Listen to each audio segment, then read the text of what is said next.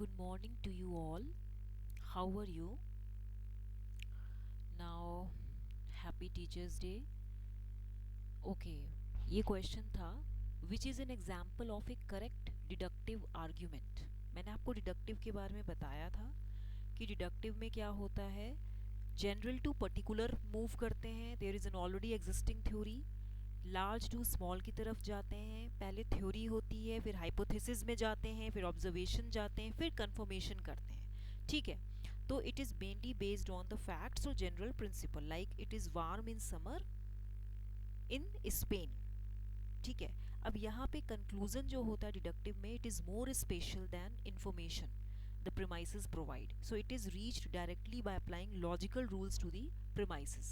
जैसे इसमें फर्स्ट दिया है, there are 24 CDs on the top shelf of my bookcase and 14 on the lower shelf, there are no other CDs in my bookcase, therefore there are 38 CDs in my bookcase। You have to be 16 years old to get a driver's license, abhi will be 16 years old tomorrow, therefore abhi can now buy a car। देखिए, first statement में बोला है कि top shelf में 24 CDs हैं and 14 lower shelf में हैं। ये टॉप में है एंड 14 बॉटम में है लोअर शेल्फ में, तो टोटल 38 हो गई। ठीक है, सेकंड में बोला है कि तुम्हें एक ड्राइवर लाइसेंस लेने के लिए 16 इयर्स ओल्ड होना पड़ेगा, एंड अभी is the name of a boy, ये कल 16 इयर्स ओल्ड हो जाएगा, इसीलिए ये बाय। लेकिन इसमें ये नहीं बोला है ना, ड्राइविंग लाइसेंस लेने के लिए आपको ऑफिस जाना पड़ेगा, आपको कुछ ड्राइविंग टेस्ट होगा, तभी आपको लाइसेंस मिलेगा, एकदम से तो नहीं मिल जाएगा। जब वो 16 ईयर ओल्ड का होगा तभी क्या वो कार खरीद सकता है? First of all he has to get the licence, है ना। तो ये स्टेटमेंट नहीं होगा। No one got an A grade on yesterday's test, Jatin was not in school yesterday, Jatin will make up the test today and get an A grade. किसी को भी A grade कल के टेस्ट में नहीं मिला, जतिन स्कूल में नहीं था, तो जतिन ने टेस्ट आज नहीं देगा and get an A grade. ये भी कोई वैलिड स्टेटमेंट नहीं है, क्योंकि इसने बोला ना कल जो टेस्ट हुआ था उसमें किसी को भी ए ग्रेड नहीं मिला, जतिन भी प्रेजेंट नहीं था कल, तो आज के तो टेस्ट की बात ही नहीं हो रही है ना, ये तो कल के टेस्ट की बात हो रही है, तो ये भी इलॉजिकल स्टेटमेंट है। All human beings are in favour of world peace, terrorists don't care about world peace, terrorists bring about destruction. इसमें डिडक्टिव आर्ग्यूमेंट क्या है कि हम जनरल टू पर्टिकुलर ले जाते हैं, इसमें ये तो एक पर्टिकुलर टू जनरल के बारे में बताया गया, तो ये भी वैलिड नहीं है अकॉर्डिंग टू डिडक्टिव, तो इसीलिए first is the right statement. Okay, next है, अब ये थोड़ा सा square of given below are the premises with 4 conclusions. अब ये प्रीमाइसेस दिए हैं P1 P2 और एक कंक्लूजन्स दिए हैं। अब इसमें आप देखिए, पहले मैं आपको थोड़ा सा कुछ बताना चाहूँगी, जैसे ऑल, नो, सम एंड इधर होता है सम नॉट। मैं आपको थोड़ा सा बस ये बताना चाहूँगी। ये है स्क्वायर ऑफ अपोजिशन का, ये दिया हुआ है, सिलॉजिज्म भी कह सकते हैं, लेकिन ये थोड़ा वैसे ही है। जैसे ये हो, ऑल को हम क्या बोलते हैं, जैसे जब हम ए, नो को हम ई बोलते हैं, आई को हम सम बोलते हैं, एंड ओ को हम सम नॉट बोलते हैं। ठीक है, अब आप इसमें देखिए कि यहाँ पे ऑल है, तो ये यू प्लस मतलब यूनिवर्सल एफर्मेशन है, ये यूनिवर्सल एफर्मेशन है। ठीक है, और नो जो है ये यू नेगेटिव, दैट मीन्स ये यूनिवर्सल नेगेटिव स्टेटमेंट के लिए है, यूनिवर्सल नेगेटिव स्टेटमेंट के लिए है। सम में मतलब पर्टिकुलर अफर्मेशन आती है, पर्टिकुलर एफर्मेशन आती है। ठीक है, और जो आपका सम नॉट है, इसमें पी नेगेटिव है। ठीक है, इसमें जो है ये P प्लस होगा, ये P नेगेटिव होगा, इसमें पर्टिकुलर नेगेटिव स्टेटमेंट है, पर्टिकुलर मतलब खास तौर से, पर्टिकुलर नेगेटिव स्टेटमेंट है। दैट मीन्स हम इसको शॉर्ट फॉर्म में लिख सकते हैं AEIO। A universal positive, E universal negative statement, some मतलब आई पर्टिकुलर अफर्मेशन होता है, एंड ओ सम नॉट मतलब पर्टिकुलर नेगेटिव स्टेटमेंट है।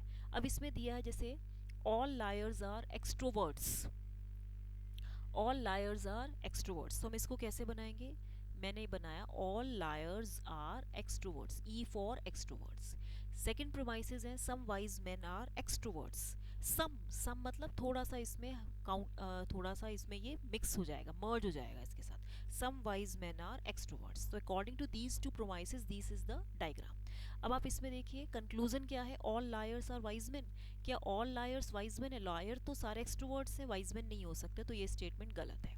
All wise man are liars, all wise man क्या लायर्स हैं? यहाँ तक नहीं पहुँच रहा है क्योंकि सम वाइज मैन है फ्रॉम दिस गिवन फिगर, तो ये भी गलत है। Some extroverts are wise man, some extroverts are wise man, दोनों में कुछ कुछ मैच है, तो ये सही है क्योंकि इसमें हो रहा है। ऑल एक्सट्रोवर्ट्स आर लायर्स, तो ये भी गलत है, सारे एक्सट्रोवर्ट्स तो लायर्स नहीं है ना, ऑल लायर्स आर एक्सट्रोवर्ट्स। तो आप पहले प्रॉपर डायग्राम बनाइए, तो ये मैंने थोड़ा सा आपको बताया है, इसीलिए यहाँ पे इसका C option is the right statement. इसमें देखिए कन्वर्जन में क्या है, अब इसको हम चलिए बाद में देखेंगे, ये थोड़ा स्क्वायर ऑफ अपोजिशन से रिलेटेड है, तो ये हम बाद में और क्वेश्चंस में देखेंगे, सिंपल ही बता रही हूँ। नेक्स्ट है, in conveying the same meanings which of the following is incongruous. ठीक है, सेम मीनिंग ही है लेकिन आपको बताना है कि कौन सी इनकॉन्ग्रुअस है। जैसे यहाँ पे इसने आंसर दिया एक्सेप्शनल, ब्यूटीफुल, रेयर, यूनिक। तो इसमें देखिए यहाँ पे beautiful will be the right answer, क्योंकि ये जो है सेम मीनिंग सभी की है लेकिन कौन सा हटके है। जैसे एक्सेप्शनल मतलब अपवाद, जैसे बोलते ना all the girls are beautiful but out of these four girls only one girl is exceptional, who has some extraordinary qualities, तो वो एक्सेप्शनल में हो गया। रेयर मतलब बिल्कुल ही रेयर में मुझे खाने का मन करता है, यूनिक मतलब बिल्कुल डिफरेंट, तो ब्यूटीफुल ही जो बिल्कुल इससे हटके है। इनकॉन्ग्रुअस मतलब आई थिंक ये सब कुछ इनमें से ऑड कौन सा है, तो ये होगा, तो answer will be second, beautiful. Next है, in terms of the relationship indicated below which word will commonly correctly pair to replace the question mark। देखिए यहाँ पे ये स्क्रब है, scrub is to wash, as sob is to, sob का मतलब क्या होता है क्राई, तो इसका आंसर क्राई होगा, रोना, टीज नहीं होगा, वाटर नहीं होगा, सैड, क्राई मतलब रोना। नेक्स्ट है, विच of the following sequence correctly depicts the linear communication model. देखिए इस क्वेश्चन में जनरली हम क्या करते हैं, पहले हम क्या मैसेज चैनल में जाता है, फिर सिंबल्स और इनकोड होते हैं, नहीं, इनकोडिंग तो ट्रांसमीटर साइड में होती है, फिर रिसीवर साइड में डिकोडिंग होती है ना।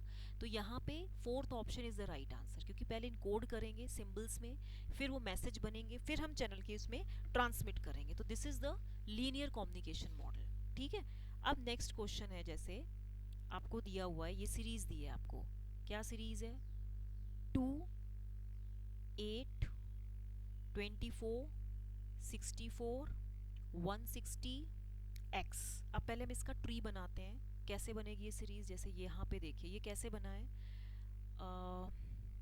ये है आपका कुछ 1 क्यूब डॉट 1 क्यूब प्लस 1, तो 1 प्लस 1, फिर डॉट कितना हो गया, ये 2 हो गया ना, 2 इंटू 2 स्क्वायर, ऐसा होगा क्या।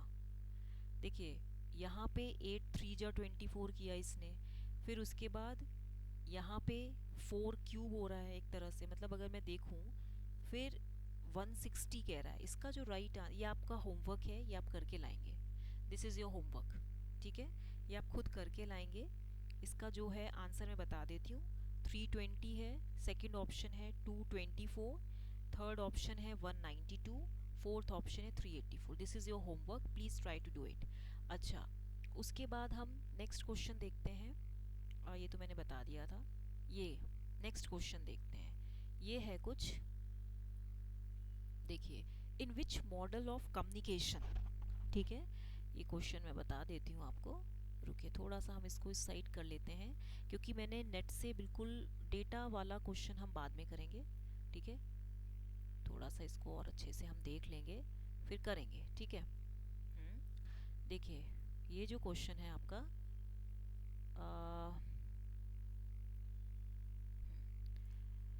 देखिए इस क्वेश्चन में, जैसे ये जो आपका क्वेश्चन है 28th, in which model of communication noises are introduced as an important variable.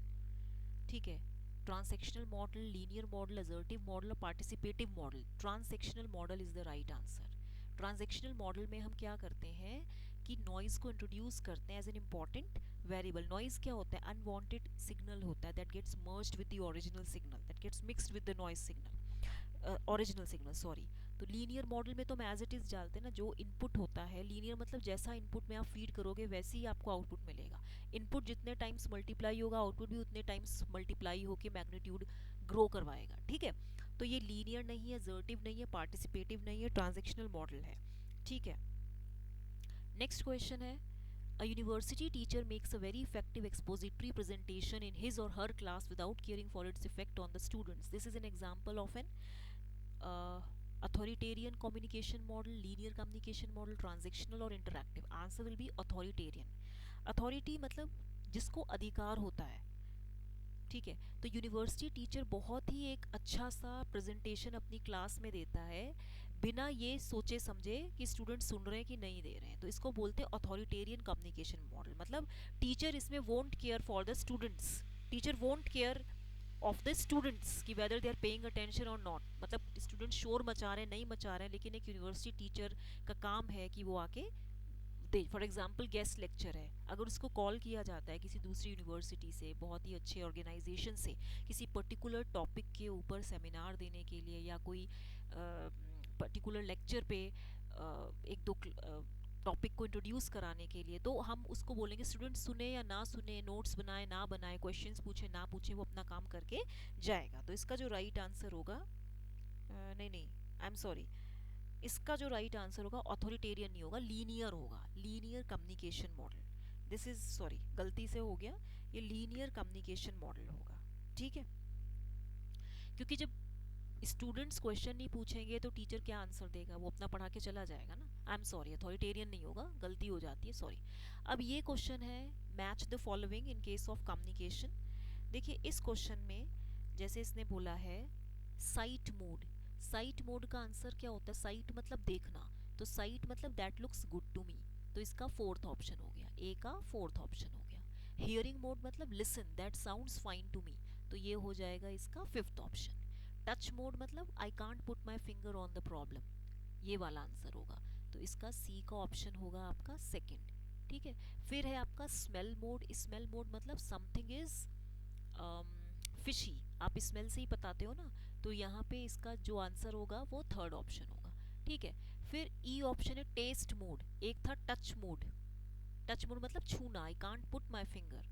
Test mode मतलब it leaves a bad taste in my mouth, तो ये सारे क्या है सेंसरी ऑर्गन्स के थ्रू ही तो आप बता रहे हो, तो इसका फर्स्ट ऑप्शन है। तो आंसर विल बी, देखिए fourth fifth second third first, तो इसका second answer will be the right answer. ठीक है, तो ये अब ये जो क्वेश्चन है बाकी कॉम्प्रीहेंशन बेस्ड, मतलब जो डेटा हैंडलिंग वाले प्रॉब्लम्स हम नेक्स्ट क्लास में करेंगे।